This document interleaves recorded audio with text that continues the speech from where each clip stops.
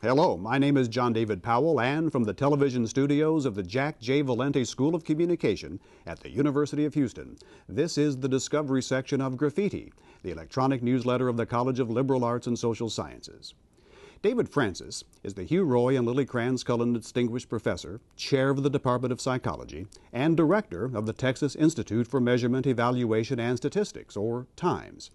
This past May, Professor Francis received the Esther Farfel Award, the university's highest honor recognizing faculty excellence. Francis was key in founding the National Research and Development Center for English Language Learners within TIMES. Funded by a $10 million U.S. Department of Education grant, the project focuses on literacy and English language development of Spanish-speaking elementary and middle school students. He also was among the researchers who founded the Texas Center for Learning Disabilities. The center's development was assisted by an $8.5 million grant from the National Institute of Child Health and Human Development. It also combines efforts from TIMES and other institutions. Francis arrived at UH as a graduate student in 1979. He earned a Master of Arts and a doctorate in clinical neuropsychology, and in 1985 he was hired as a visiting professor. 1 year later, he became a permanent member of the UH psychology faculty, and it is a pleasure to have you with us on Discovery. Thank you, John. It's a pleasure to be here. Busy summer. Busy summer. What have you been doing? You don't want to know. That's right. I didn't want to know at all. A little bit of traveling and a lot of research. Good. So, TIMES. What is TIMES? We hear about TIMES, but what is it? What is it, guy? Yeah. TIMES is an interdisciplinary research center on campus. We have faculty primarily from psychology, but also from education and economics that are working with us. Mm-hmm. We do mostly work in the application of statistics and solving problems in education, although and also in developmental psychology. Mm-hmm. We have opportunities to work outside of those areas, but right now most of our funding is in education and developmental disabilities. And this is a part of helping non-English speaking, Spanish speaking students. A big portion of our current research funding is focused on children who are English language learners, and it's at all grade levels, mostly in elementary school, but more recently in middle school as well. Okay. But and in Texas, most English language learners are Hispanic. So what do you do? What do you find? Then what do you do after you've reached your conclusion or well, your research? The work is actually quite broad. So some of it focuses on early language and literacy development, where we're looking at how language literacy instruction in the classroom impacts students' achievement outcomes. Some of it is focused more on middle school students in terms of instructional settings and approaches that might be used to try to improve students' achievement in social studies and science. But it focuses primarily on the language skills, vocabulary development that students need to be successful in achievement. So the studies actually involve a variety of different kinds of interventions where we're looking at different ways to instruct students to see what the impact is on their student outcomes. And then also looking at things like home environment and school setting and child characteristics and how all those things come together to help students be successful. And who's using your research? The research gets disseminated quite broadly across the country. We also, one of the things that we have at TIMES is the English language learner strand of the Center on Instruction, and that's primarily a dissemination effort where we look at the literature that's been published on English language learners as well as the work that we're doing, and then provide that out through a network of regional centers that the Department of Education funds that goes out actually to schools and states and districts through dissemination efforts.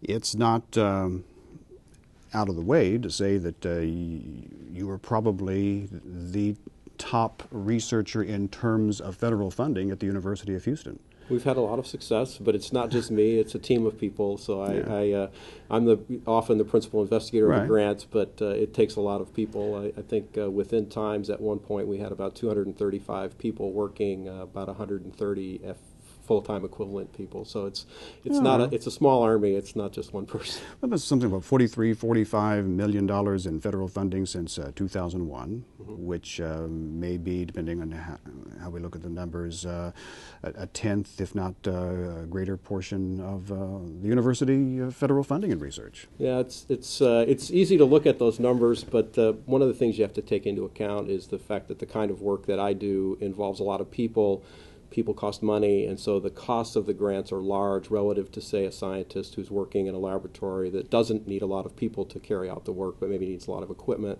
So money is not the total objective. We try to look at also what we accomplish with the work. So. Sure. And you've accomplished quite a bit. And you're moving on to, let's see, the complex system supercluster. That's something new. This is a new idea. Yeah. Dr. Burks, when he came as the Vice President for Research, wanted to initiate the formation of clusters within the university, which are somewhat more fluid ways of combining people to accomplish interdisciplinary research. And I'm in the process of trying to head up a group called the Complex System Supercluster, which involves people in neuropsychology, in neuroscience, computer science, statistics, my area, as well as pharmacy, to try to pull them together to get them working on more some synergistic work that is in the area of health and behavior and some of the more interesting areas of medicine right now. So. Explain the cluster. This is something Don Burks, who's the Vice President for Research, came in and said, this is something we need to do if we want to be competitive. Yeah, I think the idea is that in general, and this has kind of been part of Time's formula for success, is that we've involved people from a variety of different disciplines in the kind of work that we do.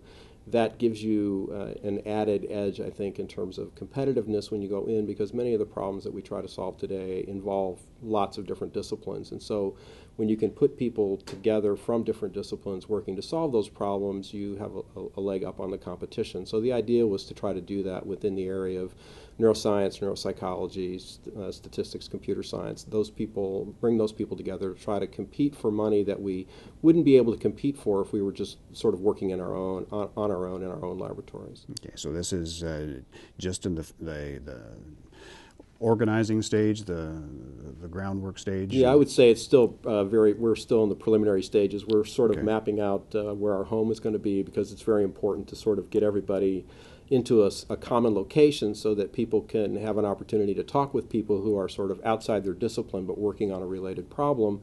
That is the way that new ideas get generated. So we've got to find ways to sort of help people collaborate and get together and interact on a regular basis. So we're actually in the process of mapping out our space and where we'll be and the equipment that we'll need, the core facilities that we need to create. Sure. Core facilities are facilities that you construct in a centralized location that other researchers can access, which then allows people to sort of come in and benefit from the existence of those facilities and equipment in a single location.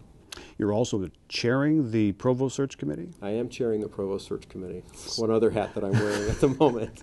Yeah. All right, so don't, just between us. I can't. How's it going? It's going quite well, but I can't really say very much about it. So, but I'm pleased with the process. We are on a very fast track to get a new person in here by January, and I'm optimistic that we'll be successful. All right, you heard it here. Thank you. David Francis has been our guest this month. I'm John David Powell. Thanks for being with us, and we will see you again next month on Graffiti.